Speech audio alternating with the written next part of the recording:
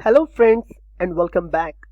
In this video, you are going to create a single database in Azure SQL database using Azure portal. In order to do that, we require to fulfill certain prerequisites. That is, you are required to have an active Azure subscription. If you don't have one, please create a free account. In order to create a single database, let us go to Azure portal. Once you are in Azure portal, search for SQL database, and from the listed options select the SQL databases, and on top left hand side of the screen you will see there is an option called create, and also there is an option called create SQL database on the center of your screen. You can either click on create SQL database, or you can click on create button. So anyone would be fine. Click on create, and then here you have to fill a couple of options that are required to create a SQL database. The very first option is subscription, wherein you have to select your activate subscription. So here I have selected a subscription called Azure for Students, and the next thing is you have to mention the resource group. So if you have an existing resource group, you can select that, and if you don't have, you need to create one. So here I'm going to create a new one, and here I'm going to give my resource group name as DP300RG. Okay, so this is my resource group name. If it is available, so it will get created. Fine. Then we need to enter the database name. So here I'll be entering DP300DB. So this is the database name. It has to be unique. I'm just giving DP300DB, and again I'm now supposed to give the SQL server name, so I'm giving DP300 server. So again this name has to be unique, as this is been creating by this is maintaining by the Azure. So here you need to create new, and here you need to provide the server name. So I'm saying DP300 server. Hopefully this is the unique name in the entire Azure Prime. So let us see if it is okay. And then you have to select the location. For this demo purpose, I'm selecting a US, East US. So in your scenario, you can select according to your requirement. So here it is giving some error that as this name has already been taken. So I'll say DP300 server 110. Just some random name here, and hopefully this is a unique server name in the complete Azure domain. So it will take that. And next, once it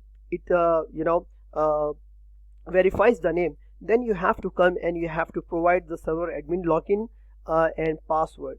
So here I'll be providing the server admin login as DP300.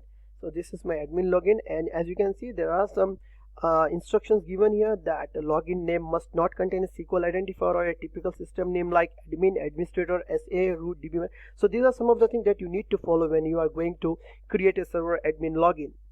And as you go by, then you have to give the password. So you can give a password of your choice, or if you're working for an organization, then you have to give the password of whatever the instructions they have provided you to do so.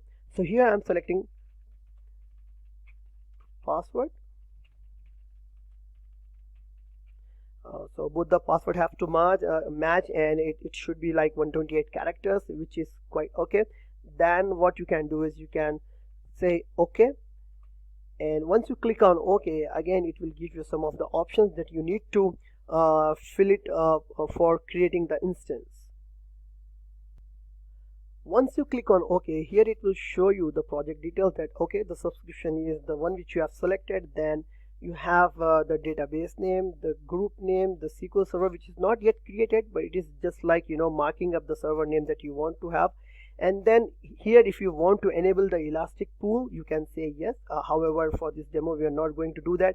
And then we have compute plus storage option here, wherein by default it will select the generation 5 2V cores 32 GB storage, which is quite expensive. However, as per your organization's requirement, you have to select the proper option here.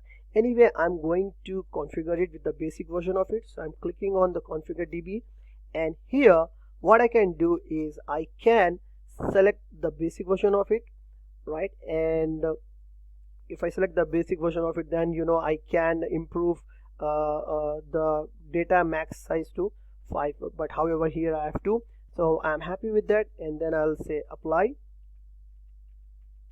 So apply, and once you do that, here we have option called networking. Go to the networking, and then within networking we have certain options. Okay, if you want to keep your database be accessible as a public endpoint, you need to select public endpoint. So I'm going to do that, and then you have to allow the firewall rules that allow Azure services and resources to access this services server. I'll say yes. Add current IP address, I'll say yes, and again I'm just going with the default option here. And also here you can see that there is a transport layer security. Okay, I'm going with that, and then there is one more tab called security. Within security tab, it says that protect your data using Microsoft Defender for SQL, a security package including vulnerability assessment. If at all you want that, you can go with the free trial thing. However, I'm not going to select it, so I'm selecting no. Not now. And then we have additional settings here. Within additional settings, it is asking that using existing data. So here I'll be selecting sample data, which is having some existing data. So just for our demo purpose, I'm selecting sample, and within tags you can give the your environment variables here. So far so good. The things which has been required to configure to create your SQL DB, we have filled the information. Now it's time to review and create. If you click on review and create, it will give you a summary of what you have selected. So for product details, it is saying that SQL database by Microsoft, and you can see the estimated cost per month. Here it is showing as 359.58 INR. And if you click on view pricing details, then it will show you that how much it is charging for what services. So here it will give you the detail. If you just click OK, and if you just go down here, it will tell you that the subscription we have selected this is the resource group, this is the East US region you have selected, the database name, server information, then SQL authentication, what the server name you have selected, the admin login name that you have selected. Again, in the networking, you want to allow your database to be accessible on public, so we have selected these options. And then for security, we have not enabled it, and for additional settings we are using a sample data. And if you just click on create here, so it will create your instance. So let us check, since it is validating it. As you can see here, that initializing deployment and submitting the deployment. If you click on the notification here, it will show you the running notification which says that Microsoft SQL DB deployment is in process. Once your database is created, you can use the query editor in the Azure portal to connect to the database and query data. As you can see that here our server is showing as created, and still there are some pending services which are in process. So once it is completed, we'll be opening the query editor. As you can see now that now our deployment is complete. Now if you click on go to resource, it will take us to our database. On the page for your database, select query editor in the left menu. So here click on query editor, and here enter your server admin login information and then select OK.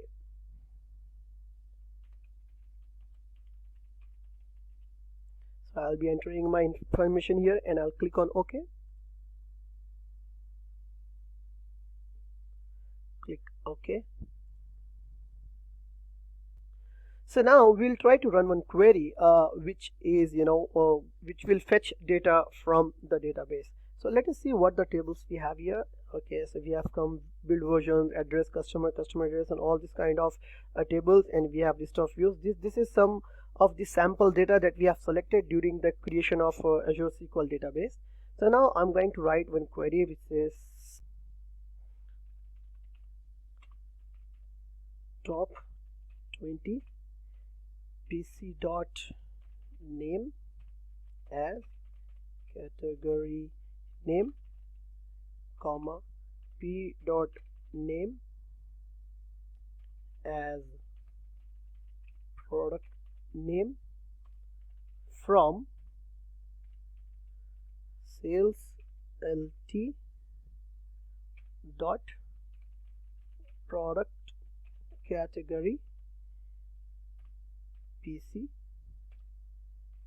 join sales lt dot product sales lt dot product and I'll say it as P, and then we will join it on PC dot product category ID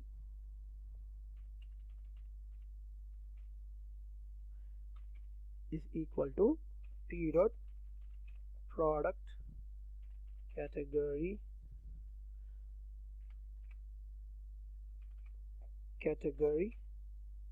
ID. So this is the query, which is select top 20 PC.name as category name, P.name as product name from sales lt dot product category PC join sales lt product category P on PC dot product category ID equal to P dot product category ID. Now just run it and see the results. So this way we have seen how to create a SQL database instance, and we have used a sample DB, and we have run some query on our database, and we are able to see the results now. So now let us do the cleanup process. To do the cleanup process, what we have to do is just close this query, okay, and just close this, say okay, and what I'm going to do is click on home and then click on resource groups, and to clean up the things what we have created, so go to the created resource group which is dp300rg. I'll go here, and what I'll do is I'll click on delete resource group, and once you do that, here you have to mention the delete resource group name, which is kind of asking a confirmation which group you want to delete. So here we are saying that we want to delete dp300rg group. If I delete this, so it is going to delete the resource group, also the services which it contains. So it contains a DP server, which is SQL server, and a SQL DB. So if I click on delete, so it is going to delete the complete resource group and also the resources which it contains. So on this note, this is the end of our video for creating SQL instance, and then creating a sample data within our created DB, and we have also seen how to delete the resource group and its contained resources. Thank you.